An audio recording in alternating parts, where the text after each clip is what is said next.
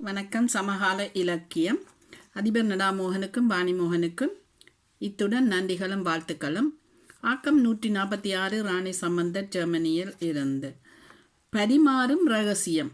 மனிதர்களாகிய நாம் பல வேளைகளில் முக்கியமான இரகசியத்தை சிலரிடம் பரிமாறி பகிர்ந்து கொண்டு விடுகின்றோம். இதை சொல்லக்கூடாதென்று தெரிந்தும் சொல்லி விடுகின்றோம்.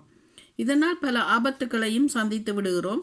இதற்கு உதாரணமாக ஒரு சிறு கதை ஒன்று. ஒருவன் தனது தோட்டத்தில் வேலை செய்து கொண்டிருந்தான். மற்ற தோட்டத்துக்காரனின் வாய்க்கால் உடைத்து வெள்ளப்பெருக்கெடுத்து அவனது பயிரை நாசமாக்கி விட்டதால் அவனுக்கு கோபமாக வந்தது. உடனே மண்வெட்டியை எடுத்துக்கொண்டு பக்கத்து தோட்டக்காரனின் தோட்டத்துக்கு போய் அவனது பயிரை கொத்தி நாசமாக்கினான்.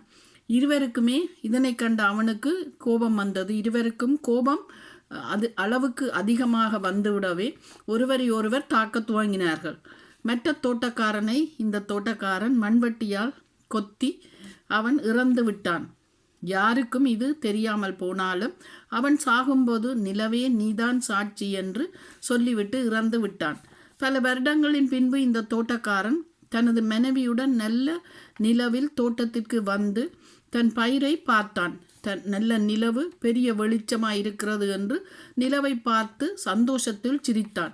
அப்போது ஏன் சிரிக்கிறீர்கள் என்று அவனது மனைவி கேட்க, இதே நிலவில் பக்கத்து தோட்டக்காரனை நான் மண்வெட்டியால் வெட்டி கொலை செய்தேன் என்று தனது இத்தனை நாட்களாக புதைத்து வைத்திருந்த ரகசியத்தை வெளியிலே சொன்னான். இது யாருக்கும் தெரியாது, நீ யாருக்குமே சொல்லிவிடாது என்றும் சொன்னான்.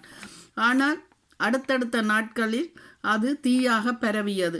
இந்த விடயம் போலீஸ் காதில் எட்டியது. அவர்கள் வந்து அவனை கைது செய்து கொண்டு போனார்கள். இதனால் சிந்தித்து செயல்படுவோம். நன்றி, வணக்கமுடன் ராணி சம்பந்தர் ஜெர்மனியில் இருந்து.